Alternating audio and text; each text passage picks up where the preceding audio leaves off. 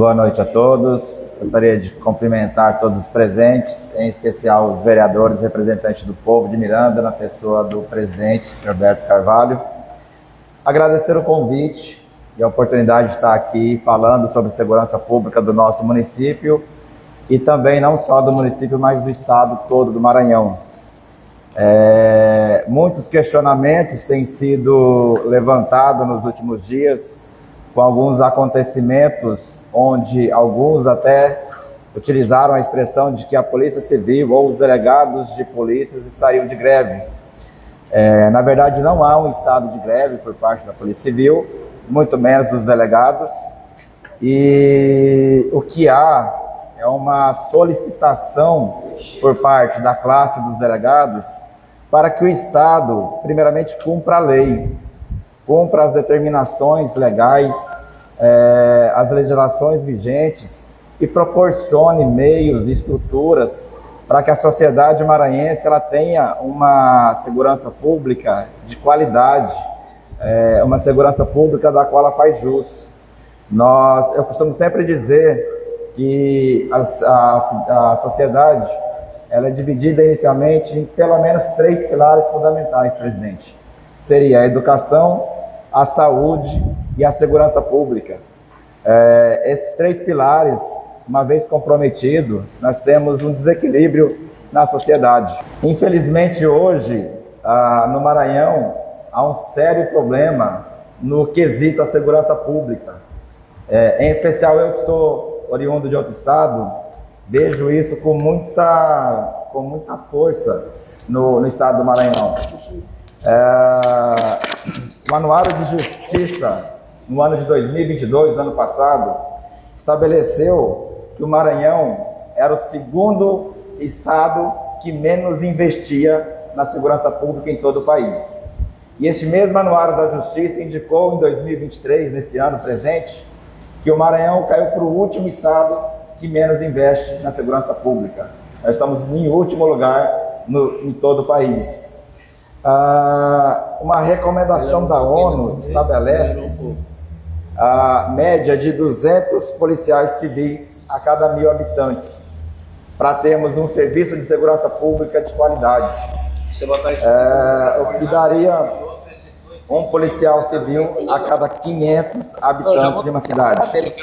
Trazendo isso para a nossa sociedade aqui de Miranda do Norte, aproximadamente 27.000 habitantes, nós teríamos que ter, segundo os critérios estabelecidos pela ONU, mais de 50 policiais civis, só policiais civis na cidade de Miranda do Norte. É óbvio que isso é uma utopia imaginar em algo desse tipo. Porque estou nessa cidade há quase 4 anos, e há quase 4 anos não há sequer um escrivão de polícia de carreira lotado em Miranda do Norte. Isso é um absurdo no que se diz respeito às formalizações necessárias nos procedimentos tão importantes de investigação que correm numa delegacia de Polícia Civil. Não se pode imaginar uma delegacia de Polícia Civil há quase 4 anos sem um escrivão de carreira. E isso não é uma realidade de Miranda do Norte. É uma realidade da maioria das delegacias do estado do Maranhão não possuem escrivão de polícia civil para administrar o cartório, auxiliar o delegado nos trabalhos, questão de prazo, questão da cautela de bens apreendidos, de valores, de procedimentos. Então nós estamos em Miranda do Norte desde maio de 2020 sem escrivão de polícia civil de carreira.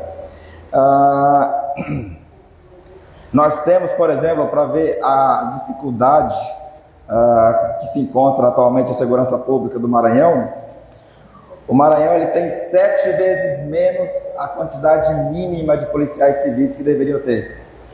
E Miranda do Norte, então, se encontra num prejuízo muito elevado, que além de ter um efetivo bem pequeno, não conta com alguns profissionais, ou seja, nenhum servidor no tocante à parte cartorária, que é muito importante na realização dos trabalhos. É importante destacar que a Polícia Civil, ela também tem força bruta no combate à criminalidade. Ela também tem força rígida, mas o principal cerne da Polícia Civil é a inteligência, é o trabalho de investigação. E esse trabalho é feito dentro de formalizações realizadas no gabinete do delegado e no cartório da delegacia, que vão encaminhadas ao Poder Judiciário. Então, daí a ênfase e a necessidade de um escrivão de polícia na nossa cidade. Só para ter uma ideia da deficiência, também enfatizando essa deficiência de estrutura da Polícia Civil e do sistema de segurança pública do estado do Maranhão, o estado de Goiás, ele se assemelha ao estado do Maranhão, tanto em dimensão geográfica como em quantidade de habitantes. E Goiás hoje ele tem o triplo do efetivo da Polícia Civil do Maranhão. Então, nós conseguimos ver que não é uma questão só do Brasil em si no todo que está ruim. Porque Goiás, com certeza, está longe de ser o ideal, presidente. Mas mesmo não sendo ideal, estando longe desse objetivo, ele tem 3 vezes mais Polícia Civil do que existe hoje no Maranhão. Nós ocupamos, então, o último lugar, não só em investimento na segurança pública, como também ocupamos o último lugar na quantidade de policiais civis em todo o Brasil. O Maranhão é o estado do país hoje que tem o menor efetivo de policiais civis lotados. Então isso é uma questão muito séria. O Maranhão é constituído de 217 municípios. Pasmem, 160 municípios do estado do Maranhão não existe delegado de polícia. Somente 54 municípios possuem hoje delegados de polícia. O Maranhão, nesses 217 municípios, apresenta somente 4 municípios que possuem plantão da Polícia Civil 24 horas, que seria São Luís, Caxias, Timon e Imperatriz. Os demais 213 municípios do estado do Maranhão não possuem plantão de Polícia Civil. Então, isto por si só demonstra um estado de ilegalidade por parte do poder público. Por quê, senhor presidente? É correto que uma pessoa que venha a ser presa agora, nesse momento, 9 horas e 22 minutos da noite, 21 horas, seja, abre aspas, jogada num cárcere insalubre, sem cama, sem água encanada, sem iluminação elétrica, e fique lá nessas condições insalubres, abandonada até amanhã no início do expediente, isso não só ilegal, como pode caracterizar inclusive um crime de tortura física, tortura psicológica desse conduzido, e um crime de abuso de poder para as autoridades que sejam coniventes com esse tipo de ação. E essa é a realidade de 213 municípios do estado do Maranhão, porque não há um plantão noturno como autoridade policial para tratar essa condução, e então a PM chega, entrega por vezes esse preso e às vezes até material apreendido como drogas, arma de fogo, muitas vezes na mão de um carcereiro, que é um servidor municipal cedido pela prefeitura local. Não há sequer em muitas delegacias um investigador de carreira de plantão para receber esse material. Então há uma cadeia de informalidades, diria de ilegalidades cometidas nesse trâmite. E por isso que já há um bom tempo eu parei de autorizar o recebimento desses presos no período noturno em Miranda do Norte, porque eu não pactuo com essas ilegalidades, com esses abusos de poderes. É fácil nós imaginarmos a gravidade desse fato, porque qualquer cidadão está sujeito a um acidente de trânsito, a uma discussão, por exemplo, no trânsito, ou um incidente qualquer numa festa, em um bar, e por esse motivo, ou por outra circunstância, ser conduzido à delegacia de polícia da delegacia de polícia civil pela polícia militar.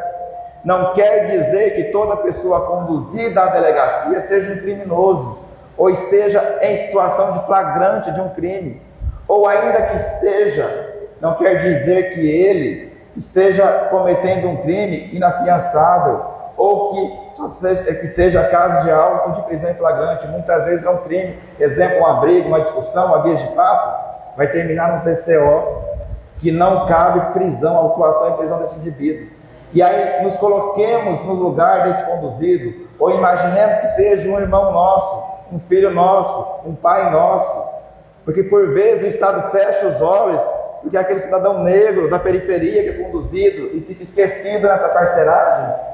correndo risco inclusive de vida, porque, repito, em muitas delegacias à noite só há um carcereiro, uma pessoa geralmente, às vezes ali, que não está apta a prestar um socorro caso esse conduzido passe mal à noite. Imaginemos um conduzido que durante a perseguição policial leve uma queda de moto, cause uma lesão interna, que aparente quando ele é entregue na delegacia, não há ali nenhum machucado, mas há uma lesão interna, uma hemorragia interna. Horas depois esse conduzido vem a passar mal, quem vai socorrer esse conduzido? Ele vai amanhecer morto, assim como também é permitido e realizado pelo Estado era a ilegalidade dos gaiolões nas delegacias do Estado do Maranhão, até que em 2018 precisou, infelizmente, um empresário vir a falecer na cidade de Barra do Corda, e isso virá notícia nacional durante 2 matérias no Jornal Nacional e uma matéria no final de semana no Fantástico, e por 15 dias repetido e veiculado isso na Mirante, para que o Estado que praticou essa ilegalidade anos atrás, determinando a construção dessas jaulas nos pátios das delegacias do Maranhão, mandasse extinguir e demolir esses galões. Vivemos o mesmo ato de ilegalidade dos galões com a permanência, a custódia desses presos durante horas.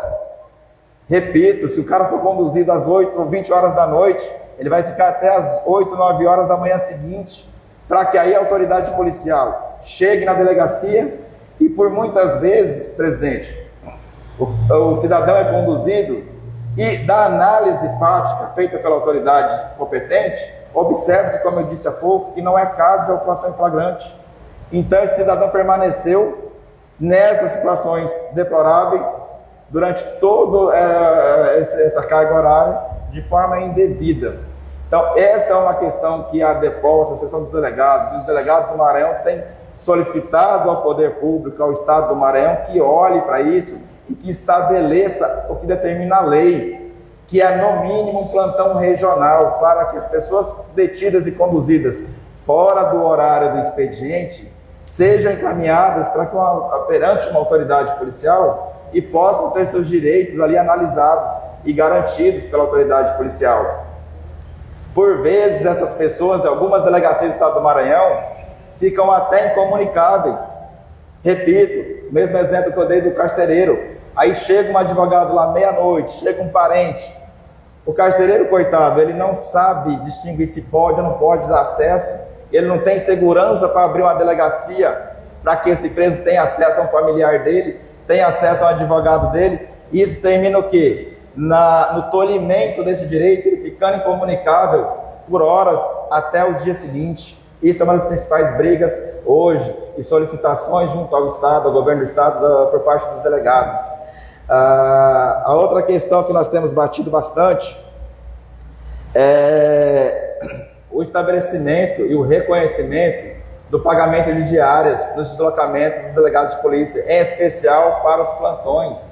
Vários estados já aplicam isso, como Piauí e alguns outros estados, na realização desses plantões remunerados, porque, assim como a questão noturna, nos plantões os delegados não são obrigados a trabalharem de graça. Há um deslocamento, há um custo com hospedagem, há um custo com alimentação por 3 dias, que não é reconhecido e remunerado pelo Estado na totalidade. E voltando a essa problemática da condução noturna, ou de quando ocorre um crime no período noturno, fora do expediente, nós vivemos, eu ouso dizer, senhor presidente, que no Maranhão hoje se vive um estado de improviso de segurança pública. Por que improviso? No início da semana, um policial militar no local de suposto crime me ligou 10 horas da noite e perguntou: doutor, estamos aqui no local de um suposto homicídio, uma vítima falecida, o que é que eu faço? E eu disse para ele: presidente, eu não sei o que você faz, porque na Polícia Civil, e não digo, me refiro à Polícia Civil, vou ampliar, no Sistema de Segurança Pública do Maranhão, Não há um procedimento padrão a ser seguido. Não há um plantão que atenda a uma ocorrência desta. Justamente porque um homicídio aqui em Miranda agora, nesse momento, vai se acionar o plantão que está lá em São Luís para vir atender, que é o plantão mais próximo. O delegado da equipe plantonista não vai se deslocar, porque ele atende só a circunscrição dele, que é São Luís. E mais, quando eu me refiro a um estado de improviso na segurança pública do Maranhão, eu dou um exemplo mais contundente, presidente. Eu dou o exemplo de nós estarmos a pouco mais de 100 quilômetros da capital maranhense e o IML, Instituto Médico Legal, e o plantão do ICRIM não atender local de crime em Miranda do Norte e em nenhuma cidade pós a ponte. Aí eu pergunto, se nós somos a polícia judiciária, se nós somos a polícia de investigação, como proceder a investigação criminal sem uma autópsia no corpo da vítima? Como diz o ditado, é o corpo de delito. O corpo fala. No corpo nós não encontramos várias provas, vários elementos que podem levar à autoria do crime. Dou o exemplo de Miranda do Norte, quando no sistema de improviso de segurança pública do estado do Maranhão, eu tive que me recorrer ao município para conseguir uma funerária, para levar o corpo daquele comerciante assassinado na rua São Pedro, a facadas por 3 criminosos. E por que eu lutei, que eu corri atrás para conseguir uma funerária nesse sistema de improviso para levar? Porque na cena do crime, eu observei lá uma unha quebrada dele, imaginei, ele saiu em luta corporal. E as minhas desconfianças foram constatadas nesse precioso exame, que é a autópsia, encontrando material genético debaixo da unha da vítima. Foi com esse material genético que nós fizemos a comparação com suspeitos e chegamos na autoria e vamos conseguir chegar então num processo criminal que será instruído com prova pericial genética, inquestionável, que é o DNA. Aí como que é feito hoje na maioria das cidades do Maranhão, no sistema de improviso de segurança pública?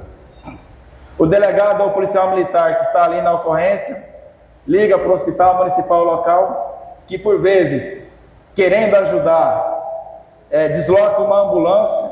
A ambulância não é feita, não é destinada a carregar cadáveres. A ambulância é para socorrer pessoas vivas, doentes ou acidentadas. A ambulância não é para socorrer cadáver, remover cadáver de cena de crime. E aí, como não há outro meio nesse sistema de improviso de segurança pública, vai lá um motorista de uma ambulância, um maqueiro, e resgata, remove esse cadáver da cena de crime, leva para o hospital municipal público da cidade, onde esse cadáver é colocado em uma pedra, e lá o médico plantonista, que por vezes é um clínico geral, um obstetra, um ortopedista, se depara com aquele corpo e muitas vezes se recusam a fazer o exame, o famoso exame cadavérico. E se recusam com razão. Por que com razão? Porque ele não tem, primeiro, nem conhecimento específico para fazer uma autópsia, e segundo, ele não tem meios disponíveis, porque ali só tem uma pedra. É um hospital para atender pessoas doentes ou acidentadas, pessoas vivas, e não para atender cadáveres. Então não tem como se realizar uma autópsia no hospital público. E aí, novamente eu digo, nós perdemos todos os elementos de prova para se chegar, às vezes, em uma conclusão de uma investigação com êxito. Porque o cidadão chega lá, o cadáver dele com 5 projéteis de arma de fogo, e não tem como se fazer uma autópsia e se extrair esses projéteis para uma futura comparação balística. Não se tem como, por exemplo, coletar material genético, se aquela mulher, além de ter sido morta, ela também foi vítima de alguma violência sexual. Se tem uma amostra de DNA em alguma parte do corpo dela, não se consegue sequer, na maioria dos casos de homicídios no Maranhão, atestar a causa-morte da vítima. Por quê? Vou me reportar um outro exemplo prático. Ainda quando delegado em outra cidade, eu me deparei com uma cena de crime, onde uma mulher se encontrava em cima da cama, com vestígios de supostamente um veneno conhecido popularmente como chumbinho. A casa toda trancada, o som ligado alto. E todo mundo falando, doutor, vai lá que ela se suicidou. Quando eu cheguei no local, na cena de crime, algumas coisas me chamaram a atenção, como novamente uma unha quebrada, uma marca vermelha no supercílio dela, cotovelo arranhado, e eu comecei a desconfiar que estávamos diante de um homicídio e não de um suicídio. E nessa cidade, com muita luta também, eu consegui encaminhar o cadáver dessa mulher para o IML, e lá foi constatado que ela foi asfixiada, estrangulada, e depois o marido dela, para tentar mascarar o crime, ele colocou veneno na boca dela. Como ele tinha uma cópia da chave, ele saiu e trancou a porta, deixou o som ligado alto, para que quando achasse o cadáver, a casa toda fechada, sem ter nada quebrado, simular um suicídio. Então isso eu reporto a importância que é a perícia criminal, e destaco o empenho dos profissionais, tanto do ICRIM quanto do IML, em nos atender sempre que nós emitimos uma demanda. Mas por falta de estrutura, e mesmo com essa boa vontade de todos os representantes do IML e do ICRIM da cidade de São Luís, não tem como faticamente, estruturalmente, eles deslocarem uma equipe, porque hoje, na capital do estado do Maranhão, só existe uma equipe plantonista com um veículo de remoção, conhecido por rabecão, e também na perícia criminal só existe uma equipe de peritos com um veículo para ficar de plantão. Isso significa o quê? Que eles ficam impossibilitados de saírem da região metropolitana e atender cidades que fazem parte da circunscrição do ICRIM e IML de São Luís, porque estarão deixando a capital do estado, a região metropolitana, descoberta. Então, eu enfatizo aqui que a briga e a solicitação dos delegados de polícia é por condições estruturais, não só salariais, também o reconhecimento, a remuneração. Não é justo que o Estado compactue e seja de acordo que um delegado de polícia trabalhe 24 horas por dia, ininterruptamente, a semana toda. Às 18 horas se encerra o expediente do delegado de polícia, ele não é obrigado, ele tem família, ele tem lazer, até por questões de saúde mental. Nós necessitamos disso. No ano de 2022, um estudo provou que policiais têm 3 vezes mais indicações para suicídio de qualquer outra carreira no nosso país. E essa probabilidade ela aumentou para 5 vezes mais no ano de 2023. No ano de 2022, no Rio de Janeiro, que é o estado mais violento da nossa federação, a maior, se morreu policiais militares do Rio de Janeiro, tivemos mais suicídio, morte de policiais militares no Rio de Janeiro, em maior quantidade por suicídio do que por confronto com traficantes nas favelas do Rio de Janeiro. Mais pessoas morreram por se suicidar do que morreram em confronto na atividade policial.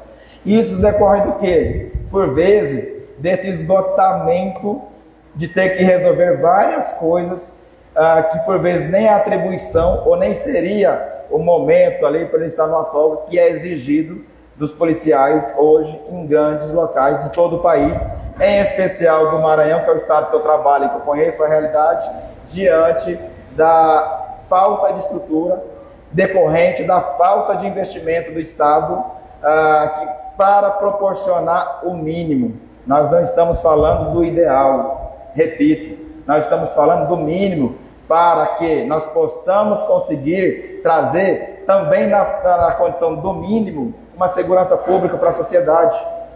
Não é admissível que praticamente em 2024 nós tenhamos uma polícia científica, que é o ICRIM, incapacitado de quebrar a senha de um smartphone de R$300.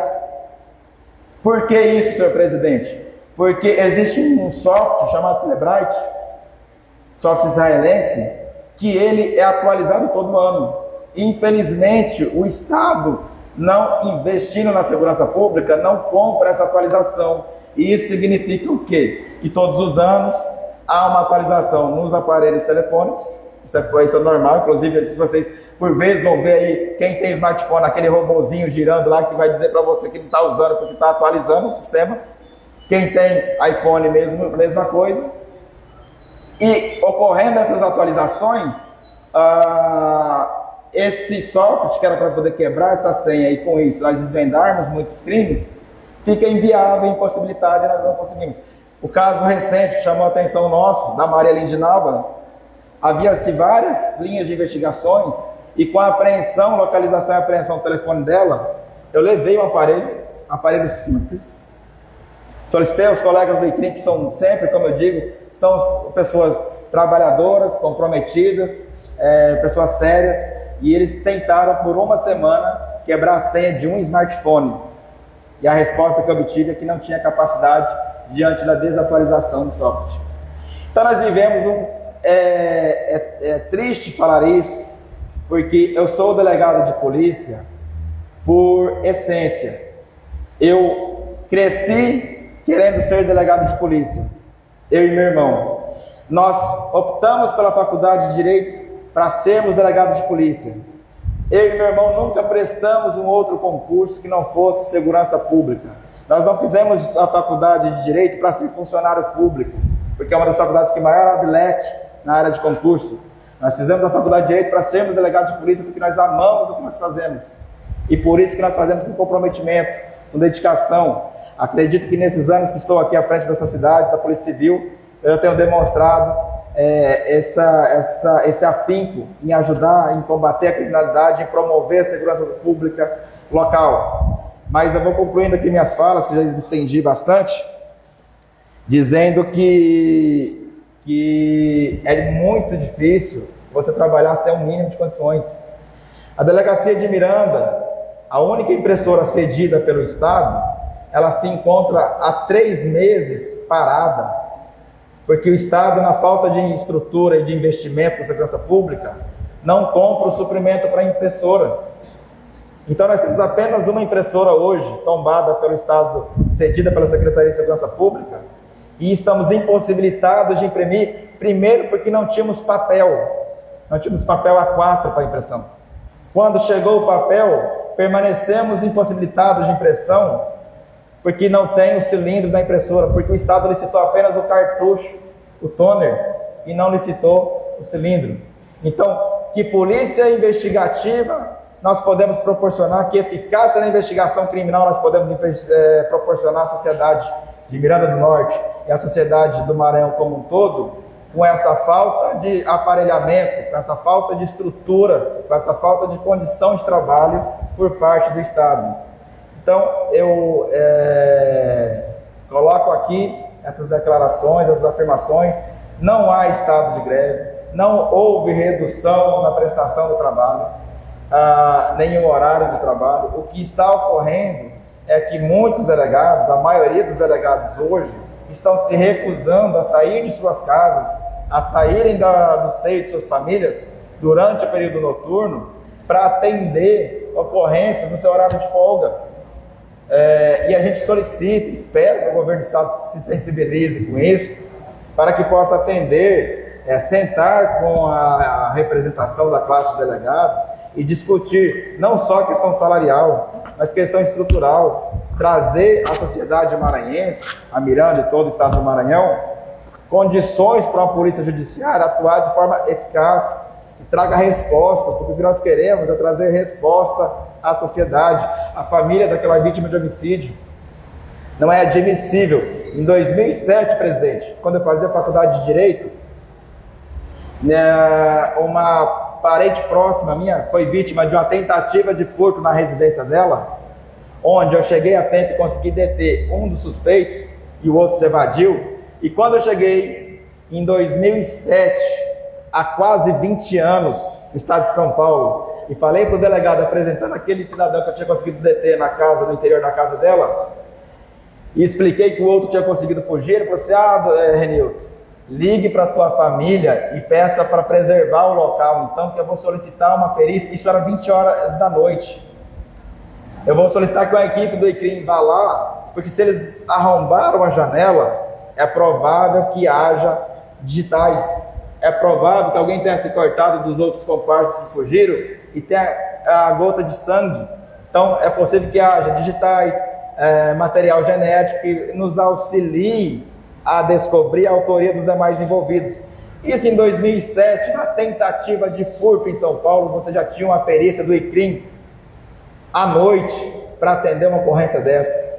Quase 20 anos depois, no estado do Maranhão, na maioria dos homicídios ocorridos no estado do Maranhão, não há nem perícia criminal e nem sequer a remoção dos cadáveres por uma equipe treinada para isso, que seria a equipe do IML, para que esse corpo passe por uma autópsia e seja preservado todo esse material aí, que por vezes é o que elucida o crime, o que está, o corpo fala. Há um ditado em latim que, traduzido para o português, diz isso. Por que se chama corpo de delito? É porque o corpo fala, o corpo traz as evidências que vai levar a esclarecimento do que de fato aconteceu e quem foi o autor desse crime. Então, a gente fica aqui na expectativa da sensibilidade do governo do estado, do atual governo. Sabemos que não é culpa do atual governo, isso se arrasta desde, poderia talvez aqui me arriscar a dizer, desde sempre, essa falta de estrutura, essa falta até mesmo de cumprimento da legalidade em alguns quesitos. Mas esperamos que, muito embora não seja culpa do atual governo e da atual gestão, mas que ela traga sensibilidade e corrija esses erros que decorrem há décadas no estado do Maranhão. Finalizando aqui e mostrando o nosso comprometimento, presidente, eu encaminhei no início, cheguei aqui, o ofício esse, inclusive, que semelhante, eu já havia encaminhado ao deputado federal Júnior Lourenço, em 9 de novembro, encaminhei no e-mail do gabinete dele em Brasília, a solicitação de apoio de todas as autoridades políticas aqui do município, representantes do município de Miranda do Norte, na ativação desse radar, que, muito embora eu não possa aqui esclarecer todos os benefícios que traz um sistema de controle de velocidade desse, mas eu garanto a todos os senhores que ele é extremamente importante na elucidação de vários crimes e também na prevenção de vários crimes na nossa sociedade. Então é algo muito importante. Conversando com algumas autoridades, muitos deles lamentaram quando da retirada, da desativação desse radar, e aí eu solicito aqui encarecidamente que os senhores, na medida do possível, possam aí colaborar e nós possamos em breve conseguir reativar esse radar. E finaliza a minha fala, presidente, querendo destacar a importância de todos os servidores, tanto os de carreira, como também os servidores municipais, administrativos, cedidos à Delegacia de Polícia Civil, que, diante de toda essa falta de estrutura que eu aleguei e esclareci aqui na minha fala, se não fosse o empenho de cada servidor administrativo, de cada servidor de carreira, que somos apenas em 3 hoje na Delegacia de Miranda do Norte, o restante é um corpo administrativo cedido pelo município, porque se o município não nos auxiliasse com essa ajuda, a Delegacia de Miranda hoje ela teria que fechar as portas. Ainda, dando um último exemplo da falta de estrutura, a Delegacia de Miranda do Norte ficou quase 1 ano sem água, num ambiente totalmente sujo, insalubre, sem água nos banheiros, porque a antiga caixa d'água, a estrutura veio ao chão com o vento, com a chuva, e se não fosse o município nos ajudar a restabelecer uma estrutura para poder voltarmos até a água encanada, onde ficamos quase 1 ano, como eu disse, nós estaremos até hoje sem água encanada, sem as condições mínimas de higiene, de salubridade para prestar um serviço à sociedade, inclusive de manter um prédio limpo e asseado para que o cidadão que procura a delegacia para registrar um boletim de ocorrência, para fazer um atendimento, tenha o mínimo de dignidade no seu atendimento. O que nós buscamos é isso, presidente: condições de trabalho, dignidade para nós exercermos nosso trabalho, dignidade para com a sociedade que procura ou necessita de algum trabalho da Polícia Civil, com qualidade, com condições de trazer o básico na segurança pública. E desde já, mais uma vez, eu agradeço esse espaço para esse esclarecimento, agradeço a oportunidade de estar aqui presente, visitando pela primeira vez essa casa dos representantes do povo de Miranda, e me coloco à disposição tanto desta casa como de toda a sociedade para qualquer esclarecimento, qualquer debate, e união de esforços na promoção de um dos 3 pilares principais da sociedade, do meu ponto de vista, que é a segurança pública. Obrigado. Sim, presidente. A orientação da vereadora da DECOM aos tempos associados tem sido que os delegados de polícia cumpram a lei. O que descreve a lei, o que determina a lei.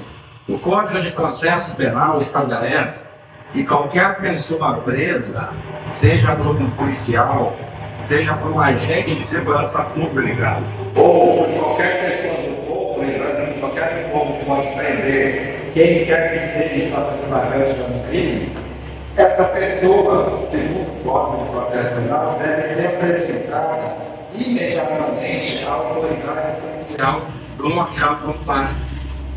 Na ausência dessa autoridade policial naquela cidade, naquela circunscrição que ocorreu, o Código de Processo Penal estabelece que aquela pessoa que concedeu a prisão apresente esse conduzido, esse suspeito, a uma autoridade mais próxima. Isso, infelizmente, significa o quê? A trivialidade da segurança policial. É que, em sendo cumprida a lei amarela, o policial militar, a guarnição da polícia militar que prenda qualquer pessoa que esteja em situação de crime fora do ar expediente, vai ter que se deslocar ou para São Luís, ou para Caxias, Timon ou Carapicuíba. Isso significa, por exemplo, em situações como Tatuapé, na Indonésia, eu conheço muito aquela região, eu iniciei a carreira de lá. Essa aí da noite, nós não temos sair hoje, o percurso vai em torno de 9 horas.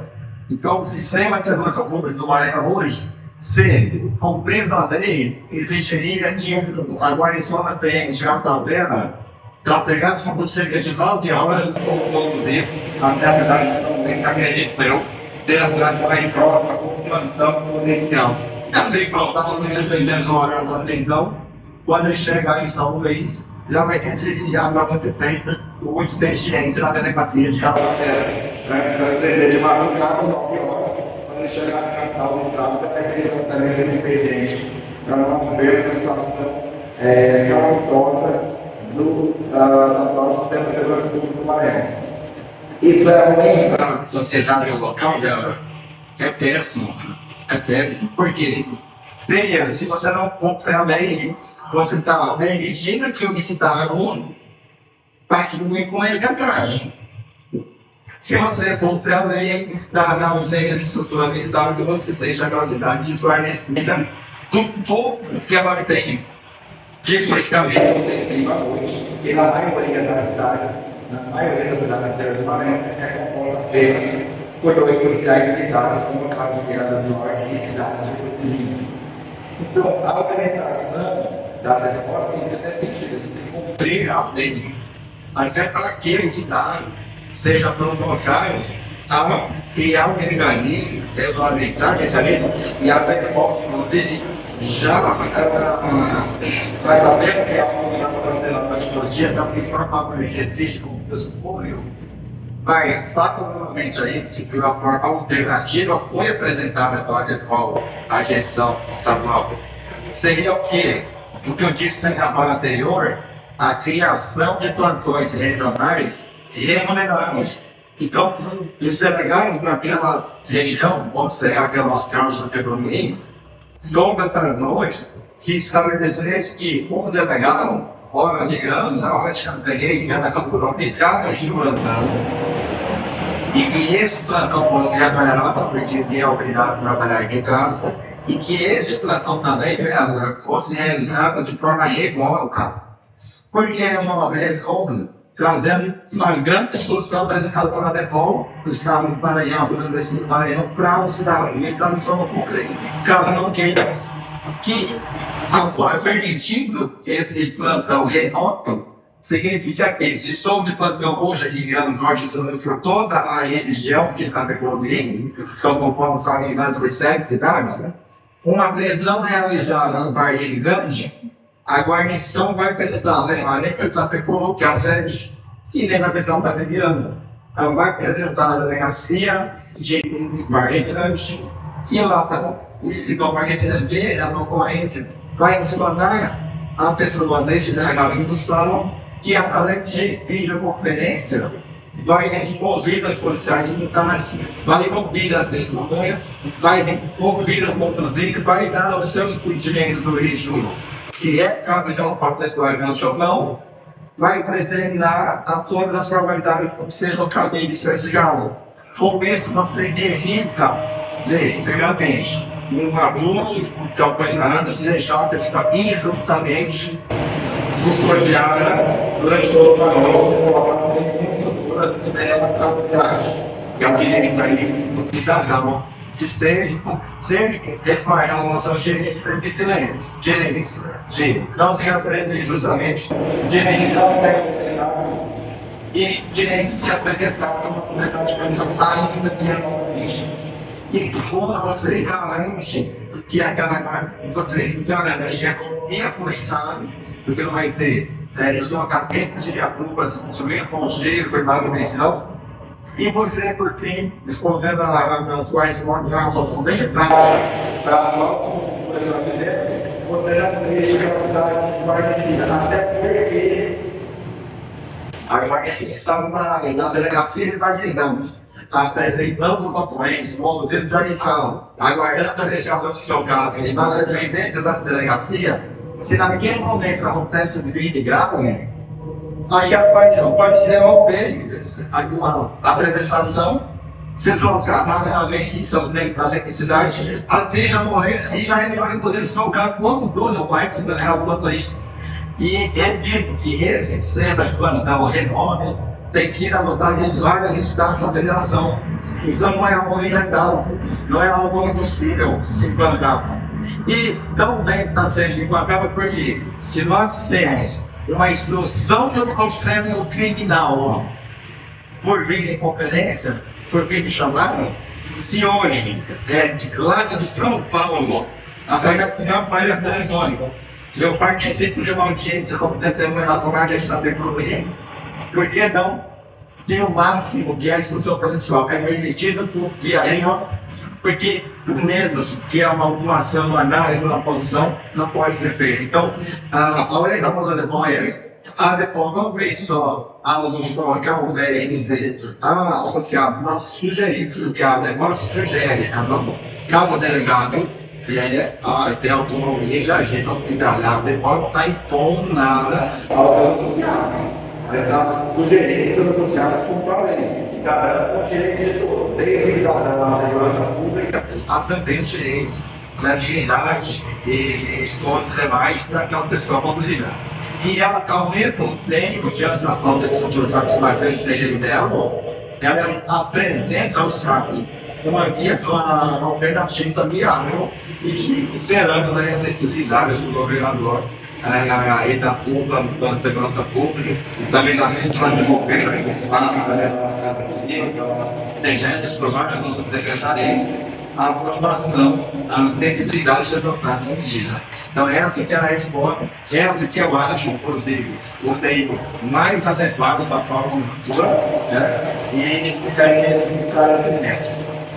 Isso tem presente, ele aqui, e enaltecer a importância da segurança pública, a importância desse projeto de lei referente à Guarda Municipal, ao tempo que eu parabenizo todos os senhores aqui presentes pela aprovação unânime, todos os senhores, desse projeto, que, em especial, nessa falta de estrutura, nessa falta de recursos humano para atender a segurança pública, a criação dessa guarda vai colaborar muito para a segurança.